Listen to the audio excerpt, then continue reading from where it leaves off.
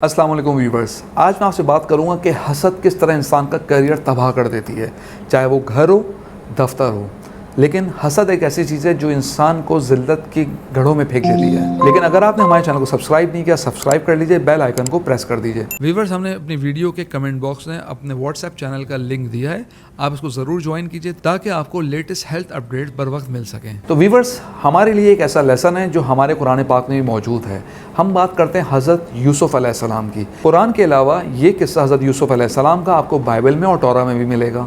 हज़रत यूसुफ़ अलैहिस्सलाम का दूसरा नाम जोसेफ भी है और ये किस्सा बाइबल में भी लिखा हुआ है। हज़रत यूसुफ़ अलैहिस्सलाम अपने वालिद हज़रत याकूब अलैहिस्सलाम के एक खूबसूरत बेटे थे और उनके बाकी के भाई भी थे जो उनसे हसद करते थे, क्योंकि हज़रत यूसुफ़ अलैहिस्सलाम बड़े ही खूबसूरत थे और अपने वालिद हज़रत याकूब अलैहिस्सलाम के लाडले भी थे। लेकिन उनके भाई हमेशा उनसे जेलस रहते थे और यही वजह थी कि उस जेलसी की वजह से वो नफ़रत में तब्दील हुई और नफ़रत के बाद एक साजिश बनी और उन भाइयों ने खेल के बहाने हज़रत यूसुफ़ अलैहिस्सलाम को दूर ले गए और एक कुएँ में फेंक दिया और जाके अपने वालिद को मन घड़त किस्सा सुनाया कि हज़रत यूसुफ़ को कोई भेड़िया ले गया है।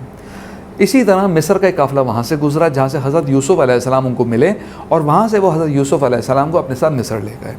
तो किस्सा यूँ मुख्तसर कई बरस गुजर गए। हज़रत यूसुफ़ अलैहिस्सलाम को अल्लाह ताला ने बादशाहत नसीब करी और वो मिस्र के अज़ीज़ बन गए, यानी बहुत बड़े दर्जे पे फायज़ हुए। और इस तरह हज़रत यूसुफ़ अलैहिस्सलाम को एक तवील आजमाइश में डाला गया। एक तरफ हज़रत यूसुफ़ अलैहिस्सलाम इस तवील आजमाइश से गुज़रे, दूसरी तरफ उनके वालिद हज़रत याकूब अलैहिस्सलाम उनकी जुदाई में रोते रहते, लेकिन उनको कुछ ऐसा एहसास था कि उनका बेटा ज़िंदा है और वो याद करते रहते थे। और दूसरी तरफ हज़रत यूसुफ़ अलैहिस्सलाम लंबी सोबतें उठाने के बाद उन्होंने पहले जेल काटी, उसके बाद एक बादशाह के पास पहुँच गए, फिर बादशाह ने उनको अपना एडवाइज़र बना लिया। एडवाइज़र बनने के बाद उन्होंने मिस्र की भागदौड़ अपने पास संभाली, एक तरह से वज़ीर ख़ज़ाना बने और मिस्र को उन्होंने कहत साली से बचा लिया। और इस तरह कई तदबीरें हज़रत यूसुफ़ अलैहिस्सलाम ने अपने दौर में करी। दूसरी तरफ जिस इलाके में उनके भाई और वालिद रहते थे वहाँ कहत साली हुई और वही भाई बरसों के बाद हज़रत यूसुफ़ अलैहिस्सलाम जो कि बादशाह थे उनसे मदद लेने पहुँचे और इस तरह ये ख़ानदान मिला दोबारा और वहाँ पर हज़रत यूसुफ़ अलैहिस्सलाम ने अपने भाइयों को दरगुज़र कर दिया। और इसके बाद हज़रत यूसुफ़ अलैहिस्सलाम एक अजीम तरीन बादशाह करार पाए और आप ये देखिए उनका ज़िक्र बाइबल और कुरान दोनों जगह मौजूद है और कितनी सदियाँ गुजर चुकी हैं, हम उनको आज इस जदीद दौर में भी याद कर रहे हैं। तो इसका एक बहुत बड़ा लेसन है कि हसद जो शख्स करता है वो तकलीफ़ों में मुब्तला रहता है। सबसे पहले हसद उसके दिल को तबाह करती है, फिर उसकी सलाहियतें छीन जाती हैं। सलाहियतें छीन जाने का वो कोई नेगेटिव इक़दाम उठाता है और जिससे वो हसद करता है उसको नुकसान देता है।